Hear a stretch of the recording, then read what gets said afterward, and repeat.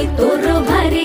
दिसते भारी गणपतीची स्वारी अन आला धादिस मामाच्या घरी मालवण चिपळूण सावंतवाडी माझ्या कोकण गावांचो दिमाग भारी